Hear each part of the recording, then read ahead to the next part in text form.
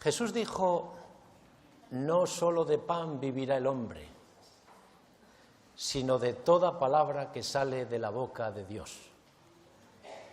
Y todos hemos venido a escuchar la palabra, esa palabra que viene del cielo y que cuando entra en el corazón y en la mente siempre produce frutos buenos. Y espero que el Señor pueda hablarnos a todos y que todos nosotros podamos sentir la voz de Dios hablándome a mí, porque sin duda que nos hará mucho bien. Voy a leer varios versículos de la palabra de Dios y me servirán para introducir el tema que quiero presentaros en esta mañana. Los que queráis seguir la lectura bíblica, voy a leer en el Evangelio según San Mateo, capítulo 27, voy a leer los versículos 33 y 34, del 38 al 46, y terminaré con los versículos 50 y 51. Mateo 27, empiezo a leer en el versículo 33. Y cuando llegaron a un lugar llamado Gólgota, que significa lugar de la calavera, le dieron a beber vinagre mezclado con hiel. Pero después de haberlo probado, no quiso beberlo. Entonces crucificaron con él a dos ladrones, uno a la derecha y otro a la izquierda. Y los que pasaban le injuriaban meneando la cabeza y diciendo, tú que derribas el templo y en 3 días lo reedificas, sálvate a ti mismo si eres hijo de Dios, desciende de la cruz. De esta manera también los principales sacerdotes, escarneciéndole con los escribas y los fariseos y los ancianos, decían, a otro salvó, a sí mismo no se puede salvar. Si es el Rey de Israel, descienda ahora de la cruz y creeremos en él. Confió en Dios, líbrele ahora si le quiere, porque ha dicho, soy hijo de Dios. Lo mismo le injuriaban también los ladrones que estaban crucificados con él. Y desde la hora 6:00 hubo tinieblas sobre toda la tierra hasta la hora 9:00. Cerca de la hora 9:00, Jesús clamó a gran voz diciendo, Elí, Elí, lama sabactani. Esto es, Dios mío, ¿por qué me has desamparado? Mas Jesús, habiendo otra vez clamado a gran voz, entregó el Espíritu. Y he aquí, el velo del templo se rasgó en 2 de arriba a abajo, y la tierra tembló, y las rocas se partieron. La escena que se dibuja aquí es la de 3 hombres que penden de una cruz. Esta escena tiene 2 caras tan diferentes. La una es la aparente, la otra es la real. La aparente era una escena normal, por lo menos para aquel entonces. 3 hombres mueren en una cruz. Pero la cara real es sublime, admirable, increíble. Un Dios que muere para redimir a la criatura humana. Mira todas las religiones paganas que existen. Mira todas las mitologías que existen y te darás cuenta que siempre que surge una desaveniencia entre la criatura y las divinidades, siempre debe ser la criatura quien se sacrifique para que vuelva la paz y la armonía. Pero aquí, no es la criatura quien se sacrifica, sino la divinidad. Y yo cuando veo esto, considero esto, digo, sublime, admirable, increíble. En el relato que hemos leído, hay algo que se sale de lo normal. Se nos dice que allí estaban los principales sacerdotes, pero también estaban los escribas y los fariseos y los ancianos del pueblo. Es decir, allí estaban los teólogos, los investigadores de la ley, los estudiosos de la Escritura y los hombres de experiencia. Todos miran a Jesús y ¿qué ven? A un mentiroso, a alguien que les ha engañado. El espíritu de profecía dice que hasta sus propios discípulos dudaron de él. Ay, qué bien reflejan o retratan las palabras de Cleofás el pensamiento reinante en aquel entonces. Nosotros esperábamos que él nos iba a liberar del yugo romano. Los que le seguían, los que creían en él, los que confiaban, esperaban, pero quedaron defraudados. ¿Lo has oído bien? Los que creían en él quedaron defraudados. Así que todos miran a Jesús y ¿qué ven? A un mentiroso. Pero hay un hombre, solo un hombre, que mira a Jesús y que ve a un rey, a un Mesías, a un Salvador. Querido amigo y amiga, es muy fácil mirar a Jesús y verle como Dios mientras hace milagros, mientras resucita muertos, o aún en su propia resurrección. Pero no es nada fácil mirar a Jesús y verle como Dios, mientras pende de una cruz esperando su muerte. Y yo me he hecho una pregunta. ¿Cómo es que ese hombre sí vio, mientras que los demás no vieron? ¿Quién era ese hombre? Nosotros decimos, ese hombre era un ladrón. Y yo te pregunto, cuando tú escuchas que ese hombre era un ladrón, ¿en qué piensas? ¿Tú piensas en alguien que se dedica a robar? ¿En alguien que va por malos caminos? ¿En alguien que anda muy alejado de los caminos de Dios? ¿Es eso lo que tú piensas? Vamos a traer el acontecimiento al hoy, porque entonces empezaremos a ver las cosas mucho más claras.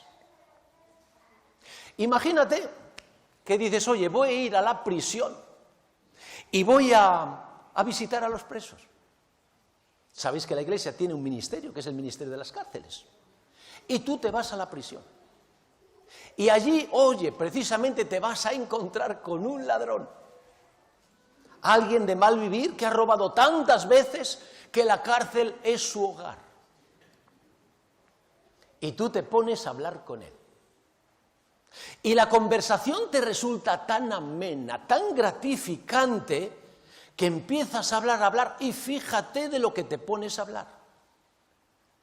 de cuál es el papel de la Iglesia en el tiempo del fin. Y el hombre te escucha.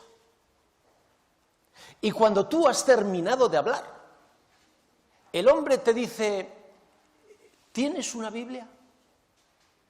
Y tú le dices, sí, sí, claro, tengo una Biblia. ¿Me la podías dejar? Se la entregas y el preso abre la Escritura y te da cuál es la imagen bíblica de la Iglesia en el tiempo del fin. Pero atención, de una forma mucho más clara y mucho más nítida que nuestros mejores teólogos. Pero es que además después cierra la Escritura y te empieza a hablar del espíritu de profecía. ¿Cuál es la visión del espíritu de profecía sobre el mismo tema? La Iglesia en el tiempo del fin. Y te da una visión mucho más nítida y mucho más clara que nuestros mejores teólogos. Yo te pregunto, ¿tú qué pensarías? Tú no saldrías de tu asombro. Razonemos un poco. ¿Qué probabilidades hay de que un hombre de mal vivir sepa más teología y más espíritu de profecía que nuestros mejores teólogos? ¿Qué probabilidades hay? Y yo te respondo, ninguna. ¿Lo has oído bien? Ninguna. Y tú me puedes decir, bueno, pastor, ¿y si se diese el caso que no se puede dar el caso? Ninguna probabilidad. Pastor, pero si se diese el caso, ¿qué explicación podríamos dar? Solamente una. Que ese hombre es un gran conocedor de la Escritura, que ese hombre es un gran conocedor del espíritu de la profecía, que ese hombre es un gran conocedor de la Iglesia adventista. ¿Y todo eso a dónde nos lleva? A decir que ese hombre ha sido adventista, ha estado involucrado en la Iglesia, se ha preocupado de la Iglesia, ha investigado la Iglesia y sabe prácticamente todo de la Iglesia. Volvemos otra vez para allá. Vamos a aplicar esto al ladrón, porque hay un hecho innegable. Aquel hombre fue capaz de ver lo que nadie vio. Y la pregunta que nos hacemos es, ¿quién era ese hombre? ¿Qué explicación podemos dar a ese evento que tenemos registrado en la palabra de Dios?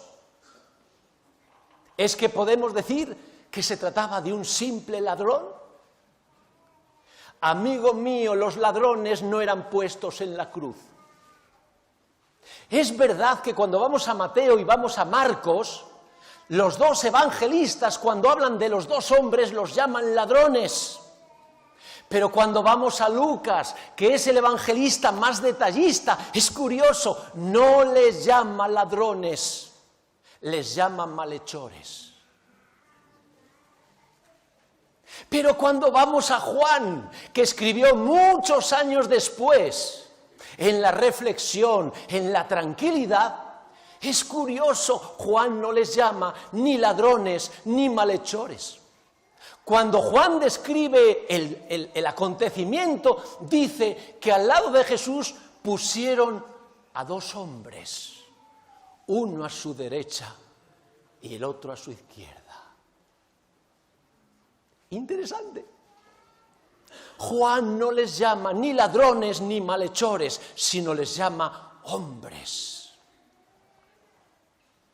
Cuando el espíritu de profecía intenta explicar el por qué ese hombre vio, ¿sabes lo que dice? Ese hombre vio porque el Espíritu Santo iluminó su mente.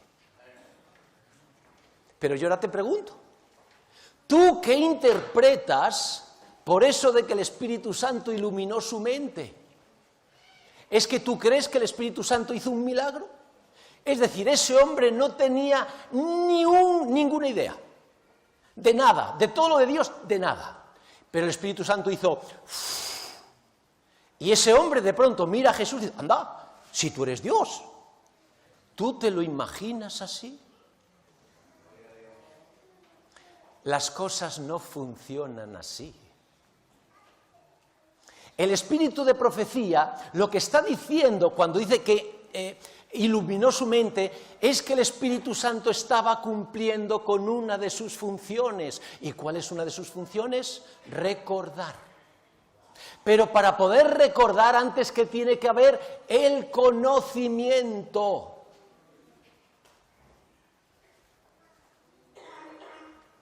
Así que, ¿qué explicación podemos dar al texto que hemos leído? Que ese hombre era un gran conocedor de las Escrituras, que ese hombre era un gran conocedor de las profecías mesiánicas.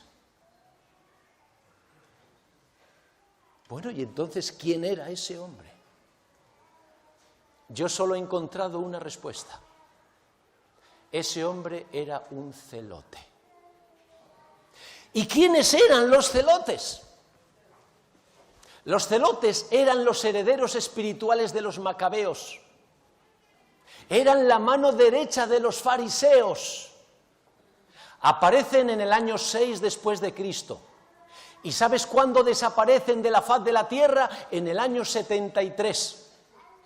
Flavio Josefo, un escritor judío, lo describe de una manera magnífica. Él describe aquella gran fortaleza que se llamaba Masada, donde un grupo de judíos celotes, dirigidos por Eleazar ben Yair, son sitiados por las tropas romanas. Y aquellos judíos aguantaron 7 años de asedio. Y cuando se quedaron sin comida para comer y sin agua para beber, finalmente todos los que estaban allí deciden suicidarse antes que entregarse al poder romano. Y de esta manera, los celotes en el año 73 desaparecen del mapa. Los celotes se caracterizaban por 2 cosas. Eran los defensores del nacionalismo judío y eran guardianes de la pureza de la ley. Acordaros que eran la mano derecha de los fariseos. Pero atención a los datos que os voy a dar a continuación. Elena de White dice que Barrabás era un celote y que los 2 hombres que crucificaron al lado de Jesús eran compañeros de Barrabás. Todos sabemos que Barrabás tendría que haber sido crucificado con aquellos 2 ladrones. Pero también todos sabemos por qué no estaba en aquella cruz. La fiesta de la Pascua le libró. Y su lugar, su cruz, fue ocupada por Jesús. Bueno, el planteamiento es este. Si Barrabás era un celote y aquellos 2 hombres que crucificaron al lado de Jesús eran compañeros de Barrabás, entonces esos 2 hombres que eran celotes. Pero fijaos, Lucas, cuando describe a todo el equipo de los apóstoles, los 12 apóstoles, nos dice que había 2 discípulos que se llamaban igual, Simón. ¿Cómo Lucas diferencia a los 2 Simones? Les pone un sobrenombre. Al primero dice Simón Pedro y al segundo Simón el celote. ¿Qué podemos decir de Judas? ¿Sabéis que Judas siempre vio a Jesús como el libertador de Israel? Pero esa era una visión celote. ¿Y qué me podéis decir de Santiago y de Juan? ¿Recordáis el pedido que le hicieron a Jesús? Señor, nos queremos sentar uno a tu derecha y otro a tu izquierda cuando inaugures el nuevo reino. Pensamiento celote. ¿Sabes a dónde quiero ir a parar? Que los celotes en aquel entonces tenían un papel importantísimo. ¿Y quiénes eran los celotes? Quiero que te quedes con esto. Los celotes eran grandes conocedores de la Escritura y grandes conocedores de las profecías mesiánicas. Yo no puedo por menos que hacer la aplicación para nosotros. Eran los adventistas del Antiguo Testamento. Si tienes que definir a los adventistas hoy, son grandes conocedores de la Escritura y grandes conocedores de las profecías. Pero ¿por qué a los celotes, a esos dos hombres que les crucifican al lado de Jesús, se les llama ladrones? Mira, todo aquel que creía en el Mesías y no creía en César, estaba sentenciado a muerte. Pero es que había una ley, y es que a los que no creían en el César como Dios, nadie les podía ayudar, nadie les podía dar trabajo, nadie les podía dar comida, nadie les podía dar casa. ¿Por qué robaban los celotes? Para sobrevivir y para no comprometer a nadie. Pero no eran simples ladrones. Muy bien. Y ahora vamos a cambiar de escena. Cuando hemos hecho esta descripción, ahora veréis qué interesante. Vamos a representar la escena del Gólgota. Y para ello vamos a utilizar la imaginación. Qué bonita cualidad la imaginación. Nosotros, a través de la memoria, los datos que tenemos registrados, somos capaces de crear imágenes que no están. Y lo que vamos a hacer es lo siguiente. Aquí tenemos el estrado. Ahora va a dejar de ser un estrado y se va a convertir en el Gólgota, en el monte de la calavera. Así que empezad a trabajar con la imaginación, y si yo os digo, ¿qué veis aquí?, ¿qué me tenéis que decir? El Gólgota. Así que yo pongo aquí, voy a también hacer la imagen, ¿verdad?, la compostura, aquí el monte. Sabéis que el Gólgota, lo que habéis estado en Israel, no es un monte grande, no es un monte alto, así que el Gólgota. La Biblia nos dice que en el Gólgota había 3 cruces. Una era la de Jesús y las otras 2, la de los 2 ladrones. ¿Dónde pondremos la cruz de Jesús? En el medio, en el centro. Vamos a hacer una cosa para que no nos estorbe.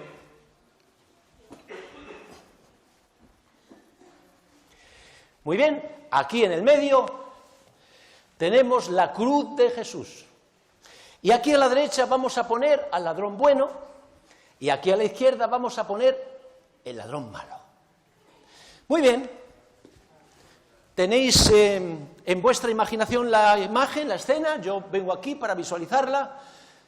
Jesús en el medio, los 2 ladrones, el monte. ¿Todos vemos la imagen? ¿Todos vemos la escena?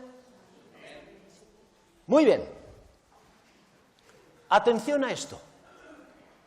Grabad muy bien esta imagen o esta escena, porque la escena del Gólgota representa lo que vivirá la Iglesia en el tiempo del fin. Y nosotros ahora vamos a analizar qué ocurrió en el Gólgota y veréis las cosas interesantísimas que vamos a descubrir. La primera cosa que vamos a intentar aclarar es un hecho que damos como... Y es que, ¿por qué llamamos al ladrón de aquí bueno y al ladrón de aquí malo? Y decimos, este es el ladrón bueno porque creyó en Jesús. Y aquel de allí es malo porque no creyó en Jesús. ¿Sabes que esto no es justo? Porque lo primero que tendríamos que preguntarnos es, ¿por qué aquellos 2 hombres fueron colgados en una cruz? Y la razón es por creer en el Mesías. Luego, no es justo decir, este no creía. ¿Cómo no creía si ha sido puesto ahí por creer? La pregunta correcta, ¿sabes cuál sería? ¿Por qué este hombre dejó de creer mientras que este otro siguió creyendo? Esa es la pregunta. Así que nos vamos a poner en el lado de este hombre y vamos a ver por qué no creyó, dejó de creer. Este hombre miraba a Jesús y como Jesús no cumplía con sus expectativas, dejó de creer. Es decir, se dejó llevar de lo que veían sus ojos. Ahora venimos aquí. ¿Por qué este hombre siguió creyendo? ¿Por qué este hombre no se dejó llevar de lo que veían sus ojos, oían sus oídos? Sino que se dejó llevar de lo que estaba escrito en las Escrituras. Qué importante es esto, querido hermano y hermana, porque en el tiempo del fin ocurrirá lo mismo. Creyentes que esperan la venida de Jesús dejarán de creer, mientras creyentes, otros creyentes seguirán creyendo. Y uno se dice, pero ¿por qué estos de aquí dejarán de creer? Porque se dejarán llevar de lo que ven sus ojos y oyen sus oídos. ¿Y por qué hay otros que seguirán creyendo? Porque lo que cuentan no es lo que ven sus ojos o oyen sus oídos, sino lo que está escrito en la palabra de Dios. Qué importante es esto. Pero sigamos porque todavía hay más. El siguiente tema que vamos a considerar es el diálogo que existe entre los dos ladrones. ¿Sabes dónde comienza todo? Este hombre de aquí mira a Jesús y le dice, desciende de la cruz y sálvate y sálvanos a nosotros y creeremos en ti. Y este hombre de aquí se pone del lado de Jesús y le increpa a su compañero y le dice, ni siquiera tú temes a Dios estando en el mismo suplicio.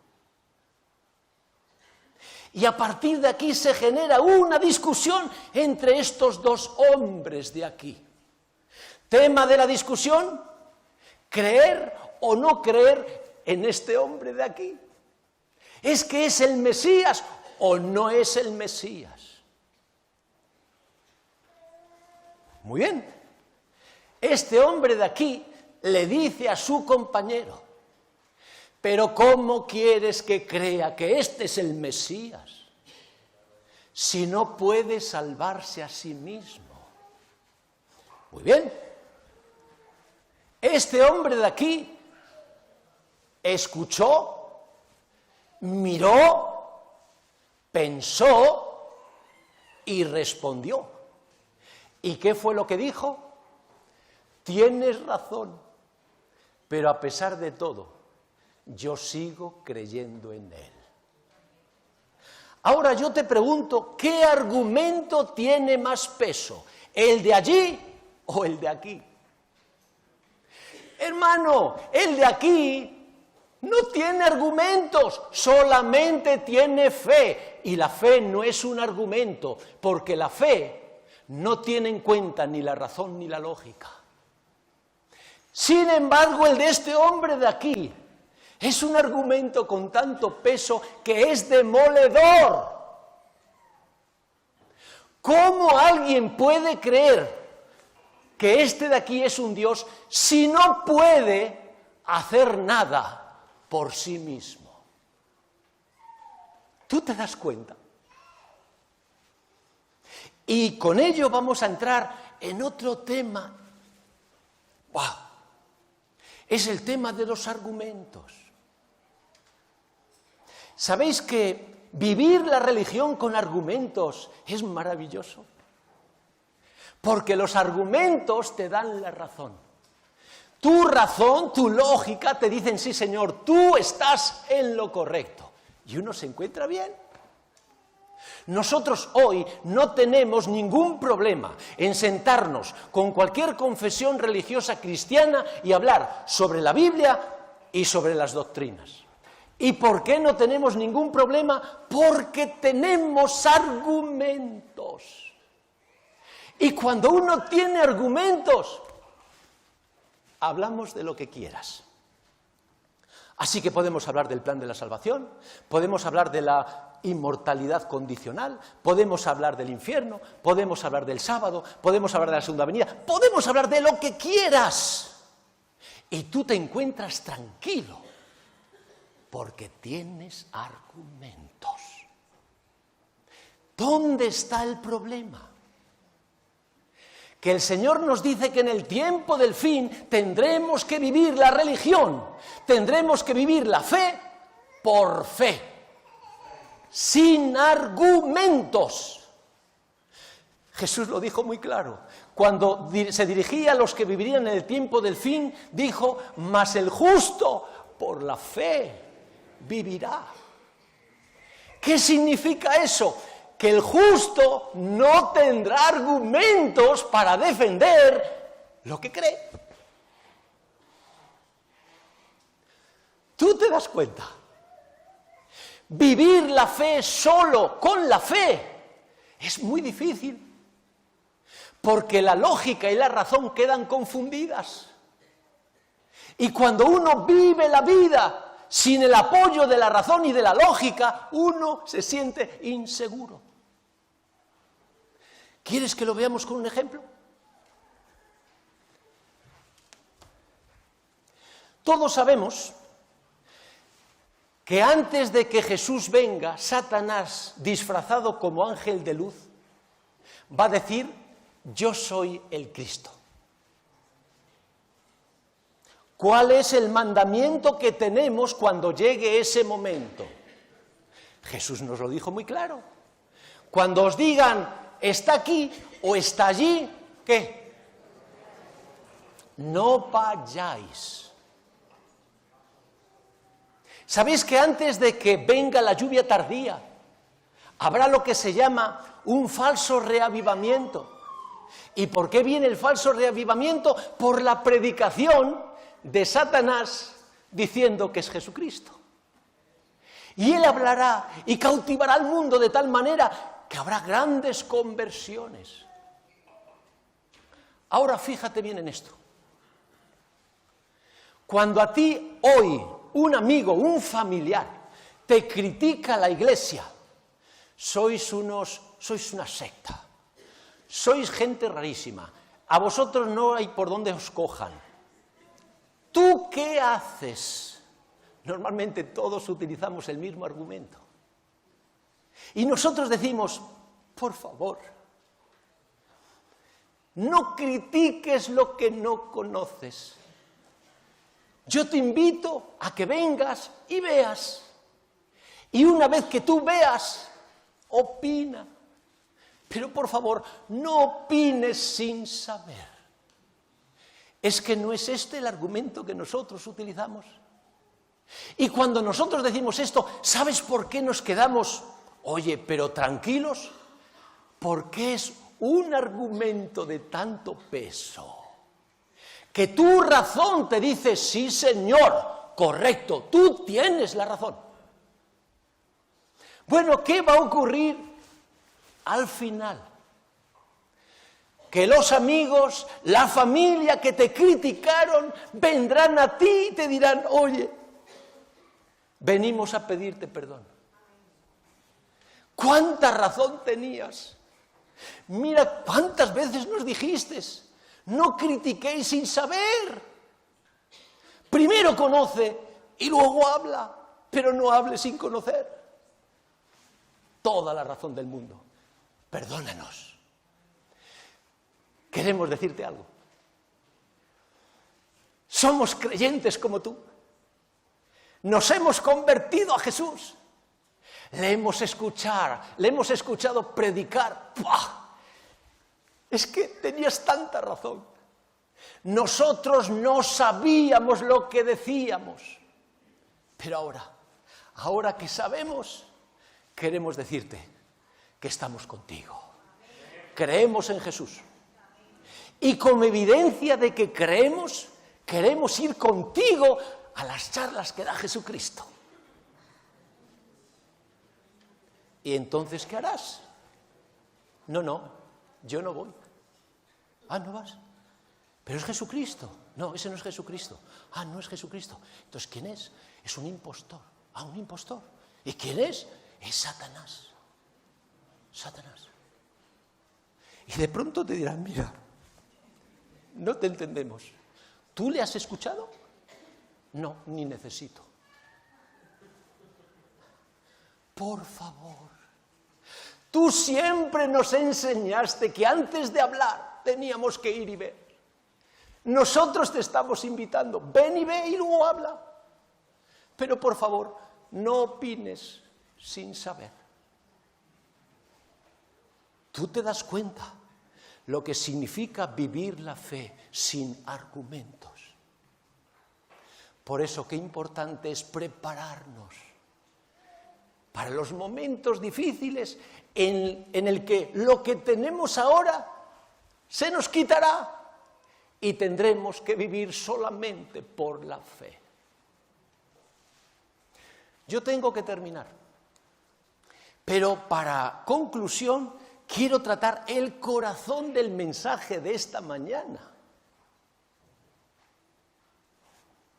En tu opinión, ¿cuál fue el verdadero problema que tuvieron los discípulos con Jesús? Yo te voy a ayudar. El verdadero problema que tuvieron los discípulos con Jesús, ¿sabes cómo se llama? Se llama quedar defraudados. Aquellos hombres tenían una expectativa de Jesús incorrecta. Creían que Jesús tenía que venir a liberarles del yugo romano. Y cuando aquellos hombres le vieron colgado de una cruz, aquellos hombres quedaron defraudados.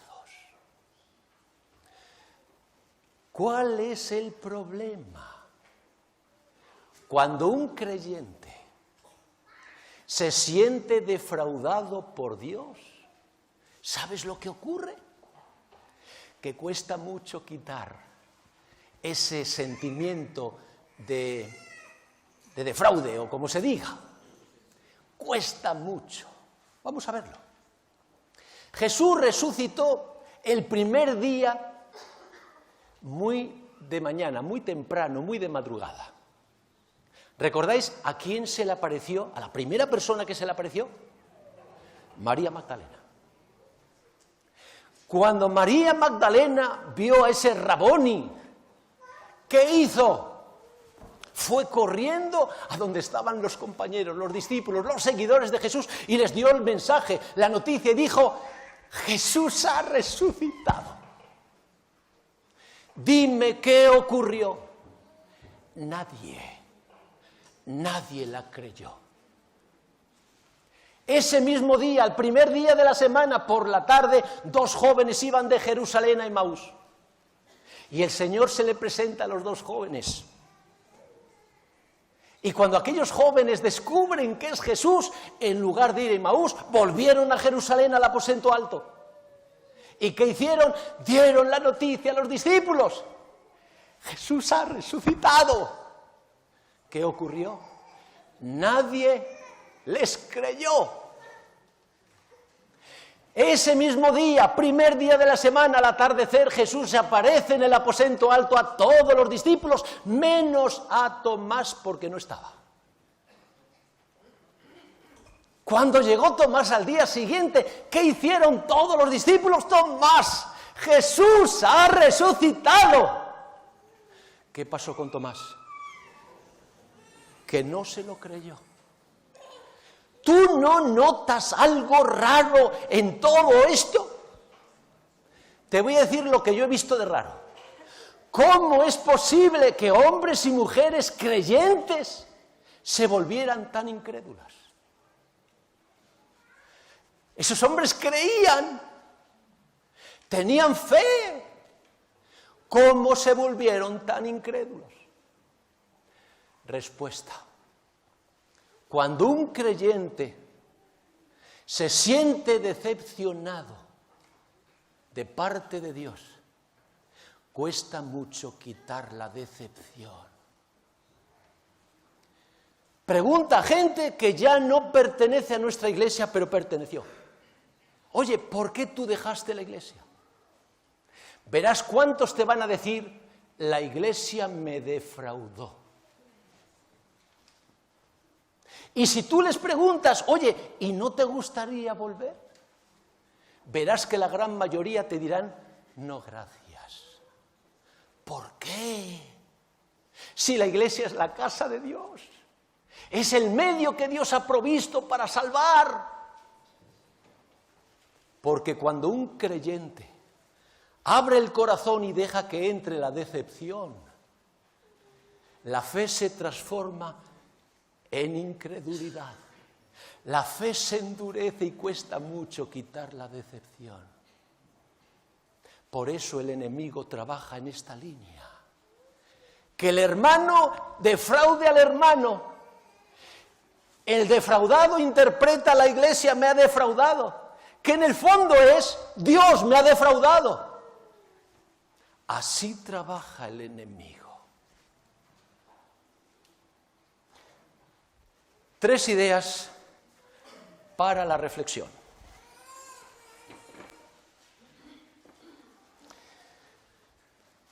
Primera idea. Queridos hermanos, tenemos que aprender a vivir la fe por la fe, no por la vista, no por lo que oyen tus oídos, no por los argumentos, no por la lógica, no por la razón. Tenemos que aprender a vivir la religión por la fe. Segundo pensamiento para la reflexión.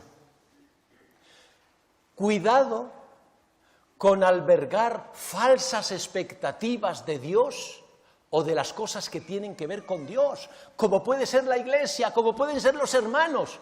¡Cuidado! ¿Y por qué? Porque las falsas expectativas, ¿sabes a dónde abocan? A la decepción. ¿Y la decepción a dónde va? A sacarte del camino. Tercer pensamiento para la reflexión y último. ¿Cuánto necesitamos todos desarrollar un corazón humilde? Porque solamente un corazón humilde es capaz de aceptar todo lo que venga de Dios, aunque no lo entiendas. Porque solamente aceptando todo lo que Dios te mande, el Espíritu Santo puede iluminarte para que veas lo que no se ve. Que Dios te bendiga grandemente y especialmente que nos prepare a todos para tener esas cualidades que nos permitirán vivir un tiempo tan especial que llamamos tiempo del fin. Que así sea.